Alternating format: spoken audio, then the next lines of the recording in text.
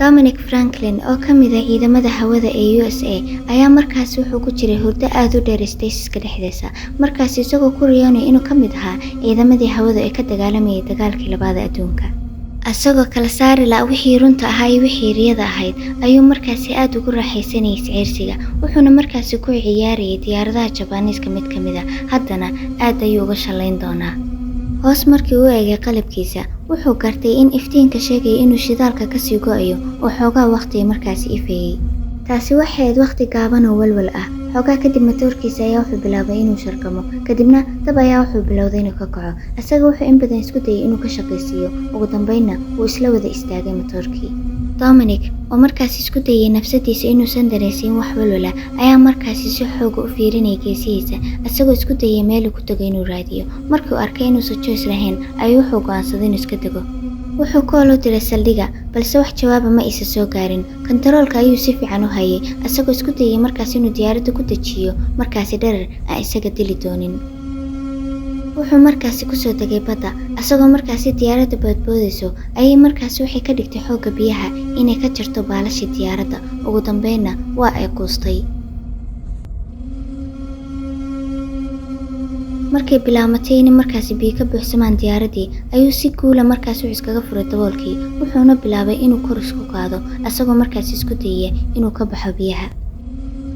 Markii uu ka soo baxay biyaha wuxuu markaasi ku dhigay diyaaradda baalasheeda mid ka mid ah asagoo markaasi nafis aad u weyn dareemaya maadaama aysan xaaladiisii intaan ka xumeen ugu yaraan hadda.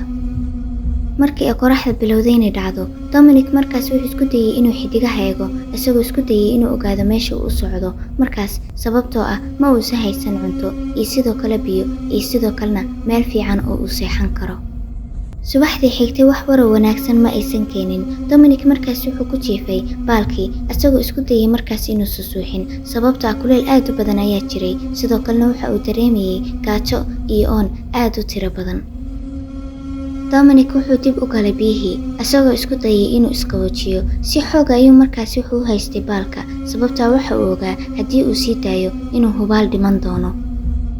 Intii maalinka ka dhibneed waxay markaasi lugihiisa ugu jireen biyaha asagoo markaasi ka fikiraya waxa isaga ku dhici doono ama sida uu ku dhiman doono.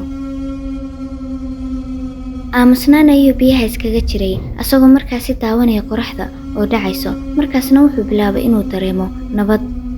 Markii uu isdhahayba soo jeeso isla markiiba waxayaa qabtay oo biyaha hoose u jiiday. Dhowr libaax badeed ayaa muddo saacadaad daba socday ugu dambeynna waxay go'aansadeen inay soo weeraraan. Markaasi Dominic wuxuu isku dayay inuu iska fajiyo asagoo lugtiisa adeegsanaya ayuu ugu dambeyn iska fajiyay wuxuuna gadaal u soo fuulay baalkii wuxuuna si saa'id iskugu dayay in lugtiisa dhaawac ahayd uu markaasi biyaha ka fogeeyo. asagoo markaasi ku jiifa dhabarkiisa oo shoog iyo xanuun dareemayo ayuu wuxuu arkay libaax badeedadii oo ku wareegsanayo markaasna wuxuu arkay qoraxdii oo dhacday carigiina mugdi noqday. Wuxuu markaasi rajeynayay inaysa libaax badeedada markaasi madaxa ku dhufan baalka ama ka daranba aysan rogin inta uu hurdo kadibna aysan jarjarin. Subaxdii xigtay habeen dheer oo bilaa hurdaa kadib Dominic aad ayuu u daalnaa. taa waxaa sabab u ahayd gaajada iyo oonka saayidka ah sidoo kalena waxaa sabab u ahayd dabaysha hadba ruuxaysa baalka uu ku jiifo taasoo inkastoo aysan tuuri karin haddana wadnihiisa cabsi saa'id u keentay. Indhihii cusbada kaga jireen ayuu yareeyay asagoo isku dayay markaasi inuu agagaarkiisa eego markaasna wuxuu arkay isagoo faraxsan inay libaax badeedadii ka fogaadeen sidoo kalena wuxuu arkay dabayshu inay u soo kaxaysay dhinaca jasiirad yar taasoo ka muuqatay inuu ka taagan yahay calanka Ameerika. markasta uu suuxa haddana soo kaco wuxuu markaasi Dominic hubinayay inuu markaasi jasiiradii u sii dhawaanayay ugu dambeyn wuxuu hubsaday inay run ahaantii calanka Ameerikaanka uu arkayay. Markii uu soo gaaray jasiiradii waxa uu kala furay indhihiisa wuxuuna arkay hooska laba qof oo kor taagan. Wuu farxay maadaama la badbaadiyay gacanta ayuu kor u taagay isagoo raba inuu qof kaciyo markaasna wuxuu la kulmay in madaxa ul lagaga dhuftay. saacado kadib wuxuu ku soo kacay isagoo markaasi uu joogo xerada Ameerikaanka wuxuuna markaasi isku dayay inuu dhaqaaqo balse wuxuu ogaaday inuu xirxiran yahay haddana gacanta wuxuu ugu jiraa dadkii u dhashay jasiiradda. mid ayaa hore u soo dhaqaaqay isagoo ku hadlay luqadda Dominic fahmi waayay kadibna wuxuu kor u qaaday gacantiisa asagoo markaasi gacanta ku hayo madax askari Ameerikaan oo la jaray. asagoo geesaha eegayo oo ay weli ku sii qaylinayaan dadkii jasiiradda u dhashay markaas ayay ahayd markii uu ogaaday askartii xerada joogay dhan in la xasuuqay. dadka jasiiradda u dhashay waxbay weydiisanayeen, isagana waxa kaliya ugu jawaabi karay waxay ahayd inuusan fahmaynin luuqadda ay ku hadlayaan. Dominic hadalkiisii kama aysa dejin dadka meesha u dhashay, waxaabad moodaa inay kasii xanaajisayba. Wuxuu bilaabay inuu qayliyo, kadibna kor ayuu u qaaday baangadiisa isagoo isku diyaarinaya inuu dilo. kadibna dhawqa xabadda ayaa yeeray, markaasna dadkii jasiiradda u dhashay ayaa la bilaabay in la xabadeeyo. xabad ayayna dhulka ugu dhacayeen ayagoo markaasi aamusaya, ugu dambeynna dhintay.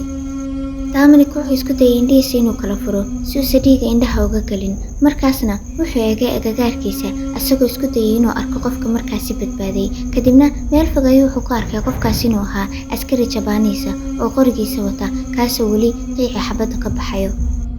Dominic isla markiiba rajadii ayaa ka dhimatay, madaxa ayuuna hoos u rogay. wuxuu ogaa waqtigiisa in la soo gaaray, inkastoo uu rabay dhimasho degdeg ah, balse wuu ogaa in lagu cadaabi doono gacanta cadowgiisa. dib ayuu u eegay markaasi Dominic, wuxuuna arkay ninkii oo si xun u dhoola cadaynayo, kaasoo ay ka muuqato ilkiisa inay baaba'san yihiin. isla markiiba ninkii xabad ayaa lagu dhuftay, madaxiisana wuxuu ku kala daatay Dominic geesihiisa.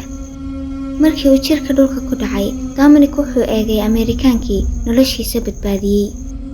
wuxuu dareemay nafis saa'ida kadib markii uu ninkii dhulka fadhiistay si uu markaasi xariga uga furfuro, kadibna uu meel nabada u geeyo. dib markii loogu laabtay spaceshipka, waxay arkeen robootyadii in markaasi Dominic jirkiisa kalena uu si kadisa bilaabay inuu biyo yeesho. tiim kalena waxay kor kala socdeen Linda Bion, taasoo markaasi uur lahayd oo saacado ka hor bilowday inay foolato. markaasi robootyada way ogaayeen inay dhiman doonto oo xataa ilmaheedana raaci doono haddiise stasiska sida ugu dhaqsiya badan kaga soo saarin.